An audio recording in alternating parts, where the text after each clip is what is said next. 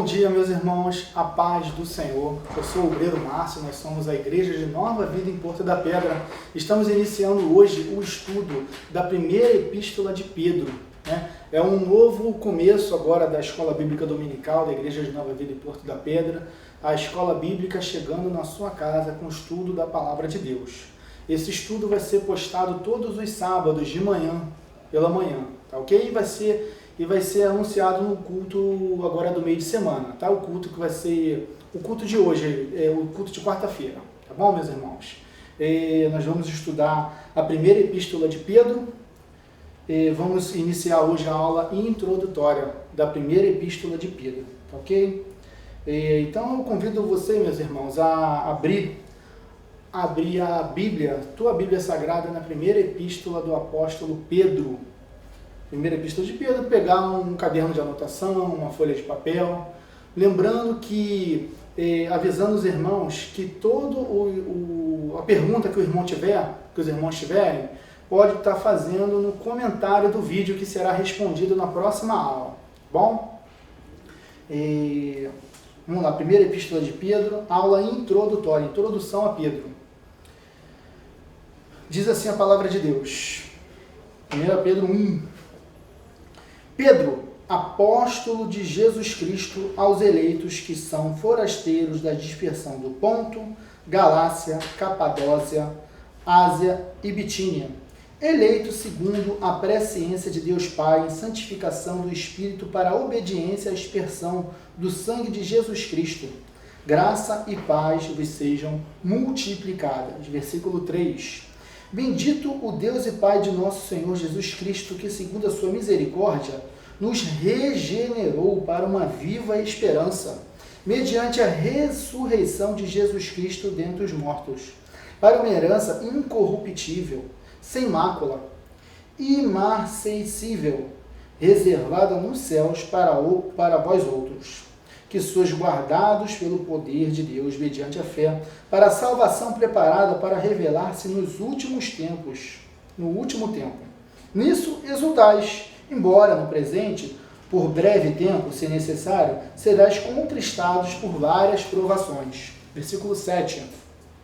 Para que, uma vez confirmados o valor da vossa fé, muito mais preciosa do que o ouro perecível, mesmo apurado por fogo, redunde em louvor, glória, honra na revelação de Jesus Cristo, a quem, não havendo visto, amais, no qual, não vendo agora, mas crendo, exultais com alegria indizível, isso é, intraduzível, que você não tem como traduzir essa alegria, e cheia de glória, obtendo o fim da vossa fé, a salvação da vossa alma. Foi a respeito dessa salvação que os profetas indagaram e inquiriram, os quais profetizaram acerca da graça a vós outros destinada. Investigando atentamente qual é a ocasião ou qual as circunstâncias oportunas indicadas pelo Espírito de Cristo, que neles estava, ao dar de antemão testemunho sobre o sofrimento referente a Cristo e sobre a glória que os seguiram. A eles foi revelado que, não para si mesmo, mas para vós outros, ministravam as coisas que agora vos foram anunciadas por aqueles que, pelo Espírito Santo enviado do céu, vos pregaram o Evangelho, coisas que os anjos anelam percurtrar, isso é, examinar, entender, conhecer. Amém, irmãos? Até aqui. Vamos orar. Amado Deus e Pai, Senhor Deus da glória, Pai, em nome de Jesus nós estamos reunidos, Pai. Eu aqui, Senhor, meus irmãos em casa, Pai, estudando a Tua Palavra junto comigo, Senhor meu Deus. Pai, o professor não sou eu, o professor é o Senhor, eu sou apenas um instrumento Teu, Pai. Seja comigo, Pai, seja com os meus irmãos, Pai, que estão aprendendo a Tua Palavra. Venha estar abrindo os olhos do nosso entendimento para compreender, Pai, a Tua Escritura, porque a Escritura é Tua, Pai. Seja conosco, Pai, em nome de Jesus, abençoe essa aula, Espírito Santo de Deus, tenha total liberdade nesse ambiente para falar através de mim e nos ensinar a Tua Palavra, Pai, em nome de Jesus. Irmãos, estamos aqui com a epístola de 1 Pedro, de 1 ao 12, é a aula introdutória, e hoje a gente vai estudar o seguinte, quando que essa epístola foi escrita? Quem escreveu? Quando escreveu? para quem escreveu, de onde escreveu e por que Pedro escreveu esta carta. Depois a gente vai falar um pouquinho de quem é o escritor dessa carta, algumas informações importantes a respeito do escritor, do autor dessa epístola. Tá? Depois a gente vai falar do versículo 1 até o versículo 12, além de dar o esboço da carta. Tá bom, meus irmãos? Então vamos lá. Quando que essa carta foi escrita? Né? O nome já diz, primeira epístola de Pedro, escrito por o apóstolo Pedro. Essa epístola foi escrita por volta do ano 64. O ano 64 da nossa era, do primeiro século depois de Cristo. O imperador romano era Nero. Nero era o imperador romano e Nero ele tinha uma ambição de reconstruir a arquitetura urbanística de Roma. E ele, nessa ambição, irmãos, ele mandou tocar fogo em Roma no ano 64, em julho de 64, do ano 64 da nossa era. Ele mandou tocar fogo em Roma e aconteceu que uma calamidade em Roma, muitos prédios incendiados, um caos econômico muito grande e o povo estava surgindo um murmurinho dentro da cidade de Roma de que Nero havia incendiado. E Nero, para se safar, o que ele fez? Ele colocou a culpa nos cristãos. Os cristãos passaram a ser o bode expiatório dessa situação que aconteceu em Roma. E o que aconteceu depois disso? Uma grande perseguição aos cristãos. Aquela sociedade romana idólatra, imoral, pervertida, ela já tinha problemas com os cristãos. Ela já não gostava dos cristãos, porque os cristãos não cultuavam com eles no panteão romano. Então eles já tinham certa dificuldade. A religião romana, nesse tempo, era extremamente inclusiva. Qualquer pessoa, qualquer nação que chegasse com uma nova divindade, eles recebiam um panteão de braços abertos para que esse ídolo essa divindade seja adorada, seja cultuada, com uma única condição: os deuses romanos sejam cultuados juntos. E aconteceu, irmãos, que os cristãos não tinham essa prática. Os cristãos não adoravam no panteão. Eles adoravam em suas casas, à noite, mais recluso devido às perseguições, inclusive dos judeus. Enquanto a religião dos romanos era inclusiva, a nossa fé em Cristo Jesus, ela é exclusiva. Nós adoramos só a Jesus Cristo. Nós só adoramos a Deus através de Jesus Cristo, o Senhor. Então os romanos, eles tinham dificuldade, eles achavam os cristãos preconceituosos, tinham muita dificuldade com eles. O próprio imperador César, ele era considerado uma divindade em Roma. Ele queria ser adorado como Deus e não obedecia a esse mandamento em Roma. Os romanos tinham uma outra dificuldade, porque César ele queria ser obedecido pelos cristãos, mas os cristãos primeiramente adoravam e obedeciam a Deus e a Jesus Cristo. Então essa rivalidade de obediência, colocando César em segundo plano, era também um outro motivo para que houvesse essa perseguição aos cristãos, além dos interesses econômicos. Conforme a religião cristã crescia, porque a pregação do evangelho é o poder de Deus para a salvação, e muitos romanos e muitos cidadãos que viviam na cidade de Roma iam se convertendo ao Senhor.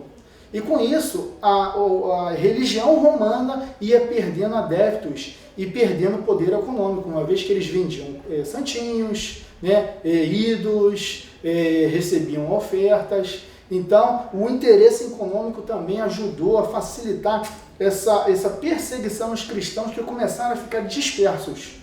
Devido às perseguições, os cristãos começaram a ser presos, mortos, jogados às feras, e para eles sobreviverem, eles tiveram que fugir de Roma e para outros lugares do Império Romano e de outras regiões também.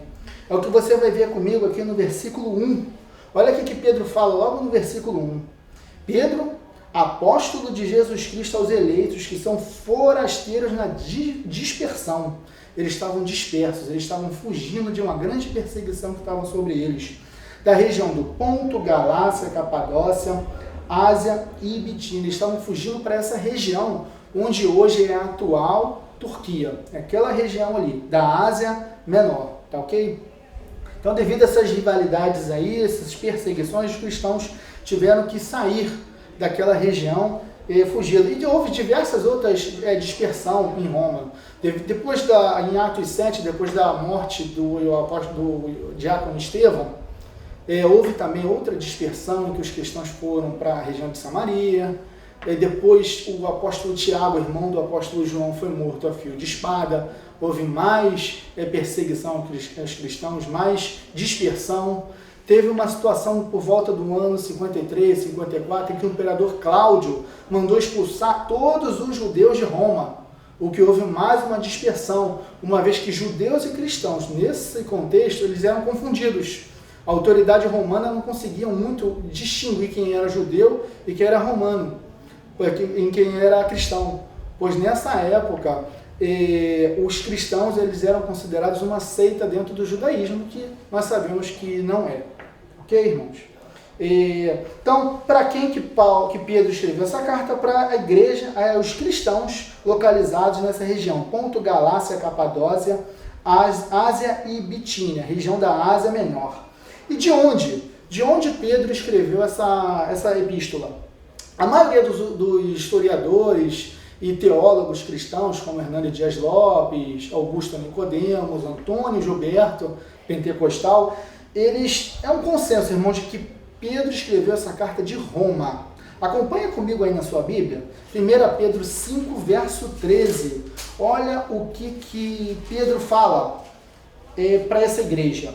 Diz assim: aquele que se encontra em Babilônia, também eleita, vos saúda, como igualmente meu filho Marcos. Essa Babilônia aqui, irmãos, é um símbolo. Pedro está usando um símbolo para dizer que ele estava em Roma.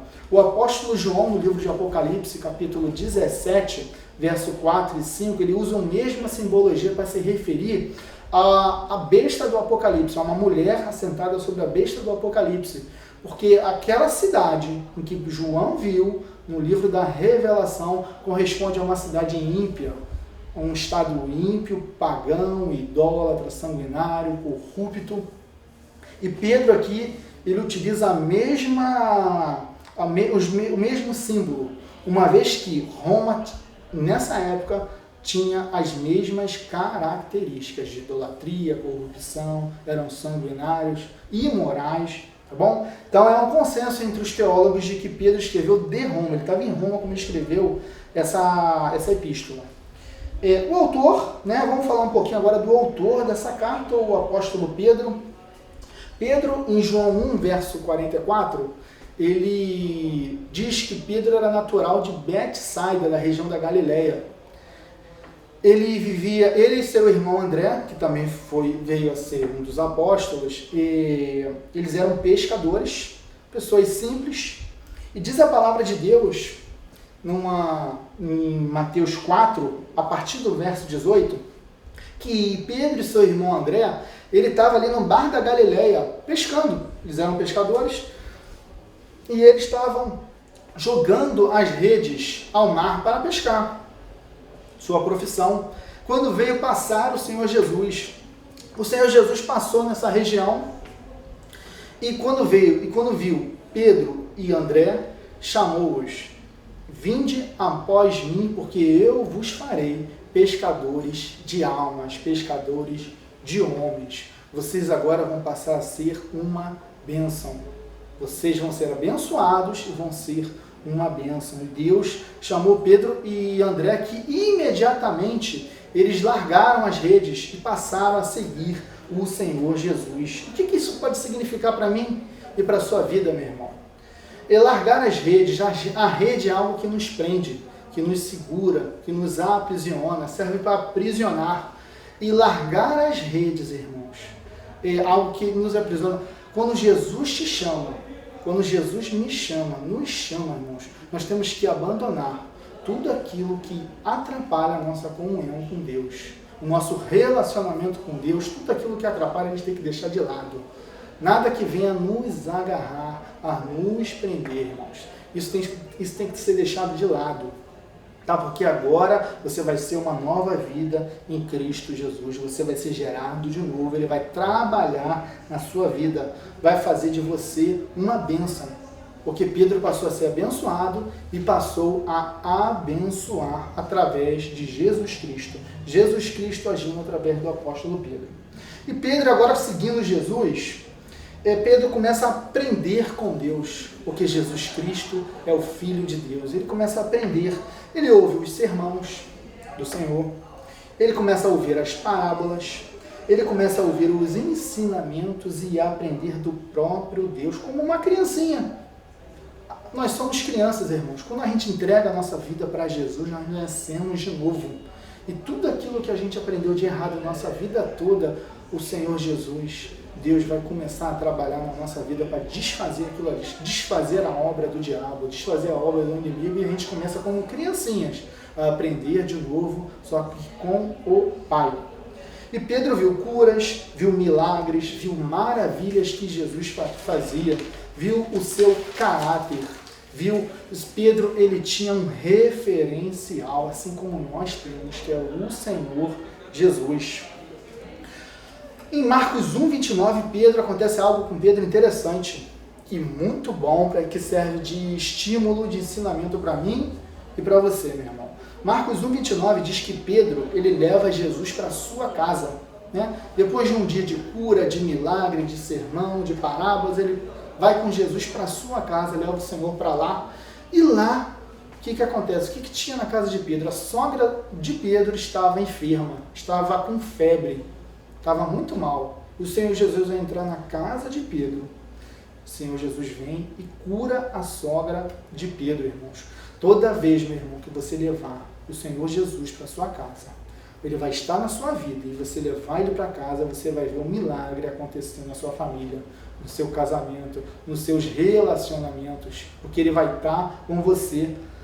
Receba o Senhor Jesus e leve Ele para casa também, meu irmão. E a Escola Bíblica Dominical também tem esse interesse de abençoar, não só trazer ensinamento, mas ensinamento prático para a nossa vida. Em Lucas 22, 31, acontece que Pedro, ele recebe um aviso interessante. Acompanhe comigo, irmãos, é importante você abrir a sua Bíblia em Lucas 22, 31. E Pedro, ele recebe um aviso do Senhor. 22, 31. Simão, Simão, Jesus falando para Simão Pedro: eis que Satanás vos reclamou para vos peneirar como trigo. Eu, porém, roguei por ti para que a tua fé não desfaleça. Tu, pois, quando te converteres, fortalece teus irmãos. O que eu frisei aqui no versículo 32 de Lucas 22 é: tu, quando te converteres. Irmãos, aqui no capítulo 22, Jesus já está no final do seu ministério. No final dos 3 anos e meio do ministério de Jesus, Pedro andando com o Senhor Jesus, e o Senhor Jesus diz que Pedro ainda não era convertido. Aqui nessa situação, Pedro não era convertido. De repente você conhece alguém assim. De repente você conhece alguém na igreja, alguém que você sabe que é crente, mas que ainda não é convertido, frequenta a igreja há muito tempo, irmãos. Porque ser evangélico, ser cristão, entregar a vida para Jesus, não é só frequentar a igreja. Frequentar a igreja é muito bom cultuar, estar com os irmãos, aprender com o Senhor, mas é necessário vos nascer de novo, entregar a vida para Jesus e nascer de novo, largar os velhos hábitos da antiga criatura, da velha criatura, e ser uma nova criatura em Cristo Jesus. Mudar o seu modo de agir, de pensar, de falar, e assim mudar o seu comportamento para com Deus e para com seu semelhante. Tá? Então Pedro aqui, ele ainda não era convertido. E essa informação é importante, porque depois dessa situação aqui, Pedro, o Senhor Jesus, quando estava para ser preso no Getsemane, Pedro, ele saca da espada e arranca a orelha de Malcom. Malcom era um oficial do Sinédrio. E devido a essa pressão que Pedro estava sofrendo ali, na angústia de Jesus ser preso, ele comete essa bobagem. O Senhor Jesus não quis que ele fizesse isso, mas o Senhor Jesus pegou a orelha de Malcom que estava no chão e restaurou no lugar. O próprio Evangelho de Lucas fala isso um pouco mais para frente. Na mesma página da tua Bíblia você vai encontrar a partir do versículo 39, ok? Logo depois dessa passagem, Pedro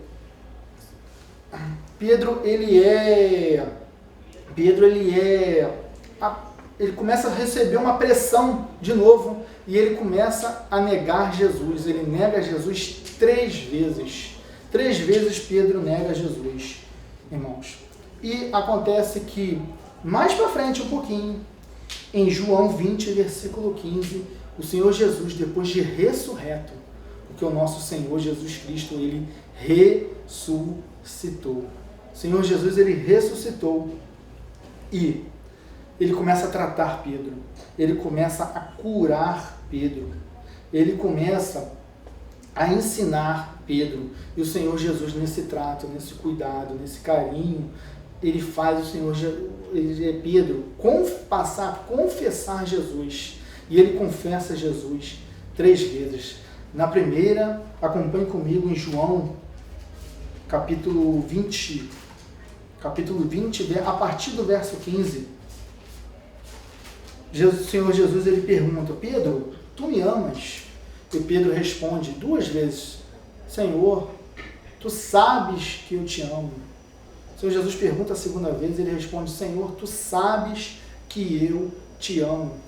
E na terceira vez, Pedro se entristece e fala: Senhor, tu sabes todas as coisas. Tu sabes que eu te amo. E Pedro, com isso, ele passa a confessar o Senhor Jesus. Confessar a princípio com o coração, com os lábios, e passa a confessar em todos os seus hábitos de vida. E é isso que o Senhor Jesus quer para mim e para a sua vida.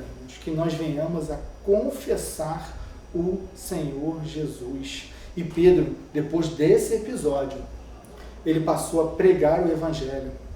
Aqui, nessa passagem em que ele diz, o Senhor Jesus, ele fala para Pedro, ele dá uma instrução para Pedro muito importante: apacenta as minhas ovelhas. Se você me ama, apacenta as minhas ovelhas. E no versículo, em Lucas 22, 31, ele diz: fortalece teus irmãos. O propósito de Pedro ter escrito esta carta de 1 Pedro era para fortalecer os irmãos e apacentar aquelas ovelhas, aqueles cristãos daquela região que estavam enfrentando uma grande perseguição pelos romanos. Uma grande perseguição eles estavam passando, muita aflição, irmãos. E o Senhor Jesus disse, o Evangelho, ele falou no Evangelho que nesse mundo a gente teria aflições. E por ser cristão, nós sofreríamos inclusive perseguição por isso. Mas é necessário ter bom ânimo, confiar no Senhor e ler essa carta, meditar nessa carta, irmãos. Vai fortalecer a nossa fé, irmãos. Vai fortalecer a nossa fé a permanecer firme no Senhor. Porque aqui em 1 Pedro, capítulo 1, verso 9, diz, é como se fosse um texto áureo da epístola de Pedro. Obtendo o fim da vossa fé, irmãos. O fim da nossa fé, a salvação da vossa alma. O fim da nossa fé, irmãos, não é a conquista de um apartamento novo, de uma casa nova, de um carro novo. Não é a conquista do tão sonhado concurso público, qualquer outro sonho passageiro, temporário, transitório dessa vida. O fim da nossa fé é a salvação da nossa alma em Cristo Jesus. Esse é o propósito dessa epístola. Ela foi escrita para fortalecer os irmãos, os cristãos desta região aqui, da região da Ásia Menor. Tá? E na próxima aula, a gente vai estar aí desde o capítulo 1 e até o capítulo 1 todinho, a gente vai estar vendo aí versículo por versículo o que trata desta aula. Um breve esboço é que no capítulo 1 todinho vai falar da salvação, cristão e a salvação. Capítulo 2 vai tratar o cristão e o relacionamento do cristão com os não cristãos e as autoridades, como nós devemos nos comportar. O capítulo 13 e 4 é o comportamento do cristão junto ao sofrimento, às aflições dessa vida, como nós devemos nos comportar, agir. E o capítulo 5 é, mediante o sofrimento, as aflições, como deve ser o nosso comportamento entre nós, cristãos. Tá bom, meu irmão? Com isso eu finalizo a aula de hoje, sábado. No próximo sábado a gente vai estar estudando aí o capítulo 1 todinho, tá bom? Vamos estar orando. Senhor Jesus, quero te agradecer pela essa aula de introdução à primeira epístola de Pedro, Pai. Muito obrigado, Pai. Tu és bem-vindo na aula, continua ministrando aos nossos corações, para que esse estudo dê muito fruto para o teu reino, Pai. Abençoe a minha vida e a vida dos meus irmãos que estão em casa e toda a igreja de Nova Vida em Porto da Pedra. Você é muito bem-vindo, meu irmão. Muito obrigado, Senhor Jesus. Amém. Graças a Deus.